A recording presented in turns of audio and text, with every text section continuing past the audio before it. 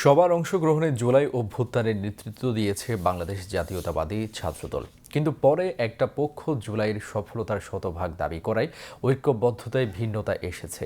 এই বৈষম্য না আনলে জুলাইয়ের চেতনা অকাট্য হতো বলে মন্তব্য করেছেন চট্টগ্রামের city mayor doctor Shahadat Hossain. দুপুরে চট্টগ্রাম মেডিকেল বিশ্ববিদ্যালয়ে আয়োজিত জুলাই শহীদদের স্মরণে আলোচনা সভায় তিনি এই মন্তব্য করেন। মেয়র বলেন, জুলাই আন্দোলনে চট্টগ্রামের প্রথম শহীদ ওয়াসিম আকরাম ছাত্রদল করত বলে তার গৌরবোজ্জ্বল ভূমিকাকে সামনে আনেননি একটি পক্ষ।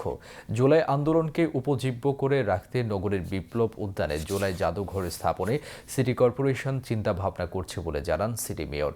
চট্টগ্রাম মেডিকেল বিশ্ববিদ্যালয়ের ভারপ্রাপ্ত উপাচার্য অধ্যাপক ডাক্তার মোহাম্মদ জসিমউদ্দিনের সভাপতিত্বে অন্যান্যের মধ্যে শহীদ ওয়াসিমের বাবা মোহাম্মদ শফিকুল আলম, জুলাই যোদ্ধা আলিফ উদ্দিন রুবেল, বিশ্ববিদ্যালয়ের সিন্ডিকেট সদস্য ডাক্তার খুরশিদ জামিল চৌধুরী, অধ্যাপক doctor Tamiz Uddin Ahmed, doctor AKM Fazlul Haq, Chattogram medical college হাসপাতালের পরিচালক ব্রিগেডিয়ার জেনারেল মোহাম্মদ তসলিম উদ্দিন সহ বিশ্ববিদ্যালয়ের অন্যান্য চিকিৎসক নেতৃবৃন্দ বক্তব্য রাখেন। জাতীয়তাবাদী ছাত্রদল কিন্তু সেটি নেতৃত্ব দিয়েছে।